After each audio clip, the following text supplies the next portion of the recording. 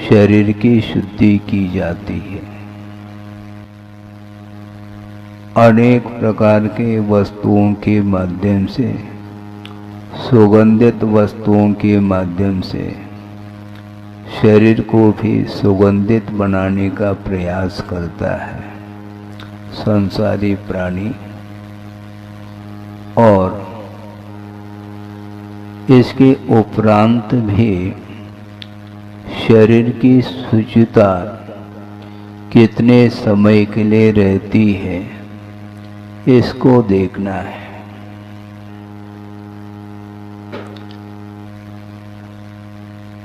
सप्त धातुमय यह शरीर है, इसके अंदर क्या भरा हुआ है वह देखने को नहीं मिलता।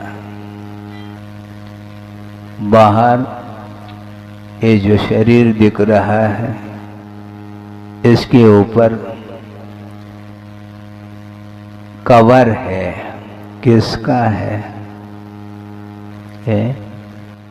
चर्म, चमड़ी इसके माध्यम से कवर्ड हो चुका है और देखने में सुंदर लगता है।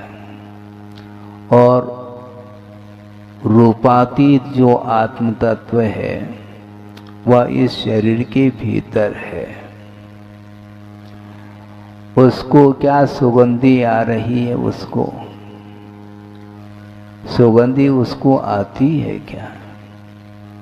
नहीं आती, क्योंकि स्पर्श रस गंध वर्ण से वह अतीत आत्म तत्व है, किंतु कर्माधीन होकर के उसका जो जीवन चल रहा है, उसकी दशा क्या हो रही है, इसके बारे में सोचने के लिए संसारी प्राणी को फुर्सत नहीं।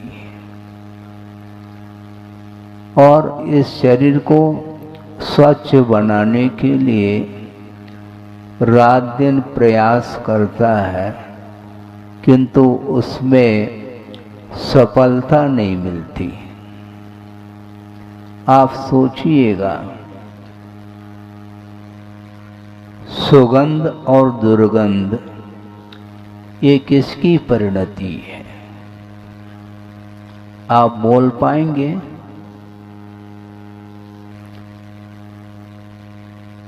गंध गुण की यह परिणति है। आप गंध को सूंघ सकते हैं? मैं पूछ रहा हूं, इसमें रहस्य है, ये ध्यान रखिए। आप गंध को सूंघ नहीं पाएंगे, क्योंकि अपने आप में गंध गुण है और उसकी जो परिणति है सुगंध और दुर्गंध के रूप में, वही परिणति हमें ज्ञान के द्वारा पकड़ में आती है और उससे संसारी प्राणी आकर्षित होता है। सुगंधी फैली हुई है तो वह उसके माध्यम से वह आनंद का अथवा सुख का अनुभव करता है। और एक क्षण के लिए भी यदि मान लो दुर्गंधित वस्तु के माध्यम से वातावरण यदि दुर्गंधमय हो जाए तो वह बैठना पसंद नहीं करता। ये दोनों पर्याय हैं और गंध गुण की पर्याय हैं। इससे ऊपर उठना है, क्योंकि सुगंध और दुर्गंध से आत्मा प्रभावित हो रही है। कर्म के उदय के कारण उस ओर ध्यान नहीं जाता और शरीर को स्वच्छ बनाने में लगा हुआ है। अनेक प्रकार के जो सौंदर्य प्रसाधन वस्तुओं के माध्यम से शरीर को सुगंधित बनाने का पुरुषार्थ करता है, किंतु वह उसका पुरुषार्थ व्यर्थ चला जाता है। गर्मी के दिन में कितनी बार नहाते हैं हमें ज्ञात नहीं। नहाते क्या नहीं, ठंड के दिन में बड़े मुश्किल से एक बार स्नान करता होगा, और वो भी गर्म पानी से ही करते होंगे मेरे ख्याल से। ऐसा ही है, उस समय क्यों स्नान करने का भाव नहीं होता? महाराज उस समय तो ठंड लगती है, और गर्मी के दिन में गर्मी महसूस होती है, पसीना पसीना तर हो जाता पसीने से, इसलिए वह क्या लोटे से नहीं है, हाँ फुआरा है, हाँ जो भी बोलो आप, और वह स्विमिंग पूल है, वहां पर जो है ना वह तैरना पसंद करता है। करता है कि नहीं है? हाँ, बावड़ी है तो उसमें वह डूब जाता है आमूल चूल, और वह शीतलता का अनुभव करना चाहता है, किंतु उससे बाहर आ गया पुनः पसीना पसीना। एसी में रहते हैं और एसी से बाहर वो आ गए तो लू लपट लग जाती है, तो पुनः तुरंत उसमें वह एसी में प्रवेश पाता है, शीतलता चाहता है। वस्तुतः यह परिणति किसकी है?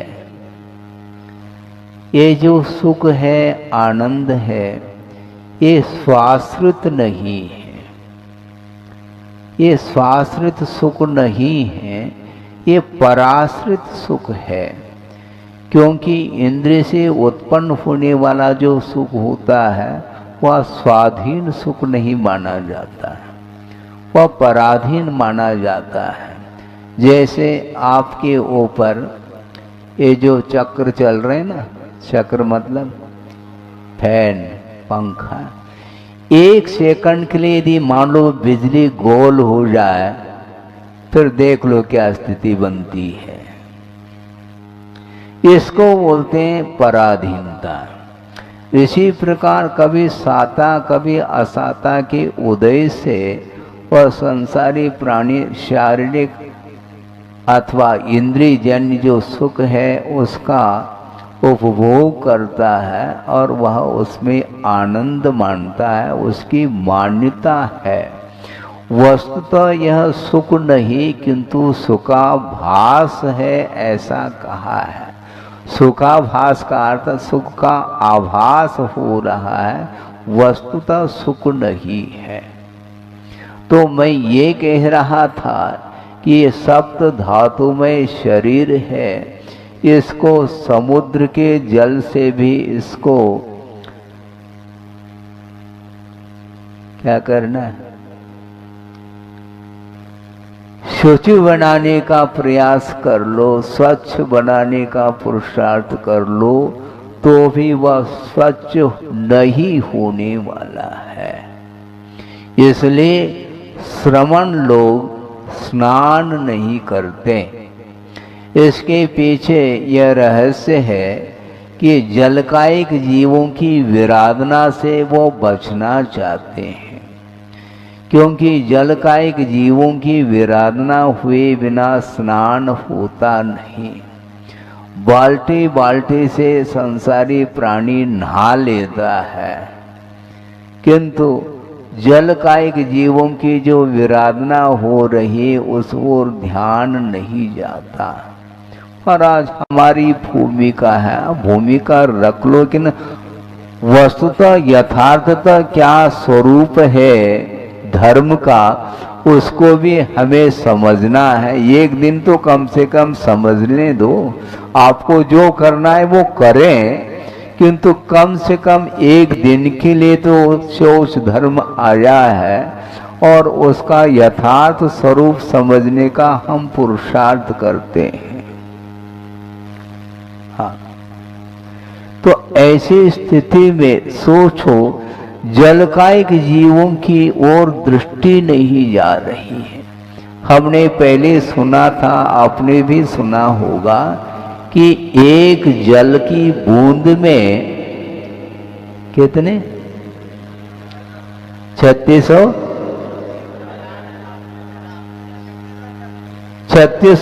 450 जीव हैं, ऐसा बोल रहे हैं।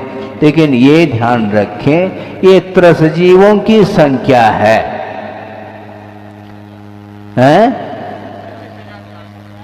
36,450। हाँ, तो इतने जीवों की जो संख्या एक जल की बूंद में है, किंतु यह त्रसजीवों की संख्या है। और त्रसजीव क्षण गए, मान लो छड़ने से, तो भी वह जल सचित ही माना जाता है। सम्यक दर्शन के 4 अंग माने गए हैं। प्रशम, संवेग, अनुकंपा और आस्तिक्य, ये सारे सम्यक दर्शन के अंग हैं। उसमें अनुकंपा नाम का भी एक अंग है। अपने अंग को सुरक्षित रखो, अपने अंग को अर्थात सम्यक दर्शन के अंग को। जिस प्रकार शरीर में 8 अंग हुआ करते हैं, उसी प्रकार सम्यक दर्शन के भी ये अंग हैं। और अनुकंपा नाम का अंग रहेगा नहीं तो वह सम्यक दर्शन कैसा टिक पाएगा। और अनुकंपा का अर्थ है करुणा, दया, इसको बोलते हैं अनुकंपा। कप जाना चाहिए कलेजा। हाँ, दूसरे के जीवन में दुख उत्पन्न न हो भगवान, इस प्रकार का जो परिणाम है वह वस्तुतः मैत्री भाव उसको बोला है आचार्यों ने। सुना आपने? मैत्री का अर्थ लौकिक मित्रता नहीं, किंतु आचार्य पूज्यस्वामी कहना चाह रहे हैं कि परेशान दुखानुपत्ति अभिलाषो मैत्री। दूसरे के जीवन में भगवान दुख उत्पन्न न हो, इस प्रकार का जो भाव है, उस भाव का नाम मित्रता है सही मायने में। इसमें कोई भी स्वार्थ नहीं। जीवों की रक्षा की बात जहां आती है, वही वस्तुतः मित्रता है। और कोई दुखी है, दुखी होने के उपरांत उस दुख को दूर करना, उस दुख को दूर करना, यह कारुण्य भाव माना जाता है। मैत्री भाव और कारुण्य भाव में थोड़ा अंतर ये है कि कोई दुखी है, उसके दुख को दूर करने का प्रयास करना, ये कारुण्य भाव के अंतर्गत आता है। किंतु इससे भी और उठा हुआ पवित्र भाव माना जाता है कि भगवान दूसरा दुखी न हो, ये भाव रखो। इसको बोलते मित्रता। इस प्रकार के निर्मल भाव जिसके अंदर आता है, वह शौच धर्म माना जाता है। शुचिता का अर्थ निर्मल परिणाम का नाम शौच धर्म है। स्वभावतो शुचौ काये रत्नत्रय पवित्रते, निर्जुगुप्सा गुण प्रेतिर मता निर्विचिकित्सता।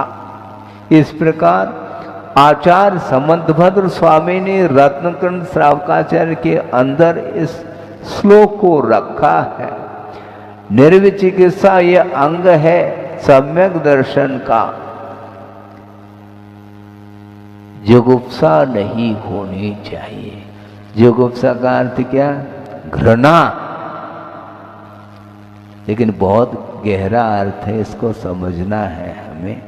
दुर्गंधित वस्तु को देख करके घृणा होती है, नहीं होना चाहिए।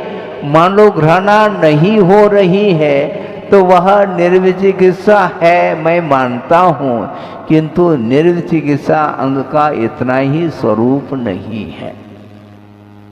महाराज इससे और कौन सा स्वरूप ले आना चाह रहे हैं आप? मैं नहीं ला रहा हूँ, आगमकार ही बता रहे हैं। जुगुप्सा वस्तुतः द्रव्यात्मक भी होती है और भावात्मक भी होती है। दुर्गंधित वस्तु को देख करके देखने की भावना नहीं होती, ग्लानि होती है, ये ठीक है, उससे वह बचता है। किंतु यह घृणा किसी द्रव्य को लेकर के है, किंतु भावात्मक जो जुगुप्सा है वह इससे बहुत सूक्ष्मतम विषय है। वो क्या है, उसके लिए भी खोला है पूज्यपाद स्वामी ने कि आत्मदोष संवरणम। आप सुन रहे हैं?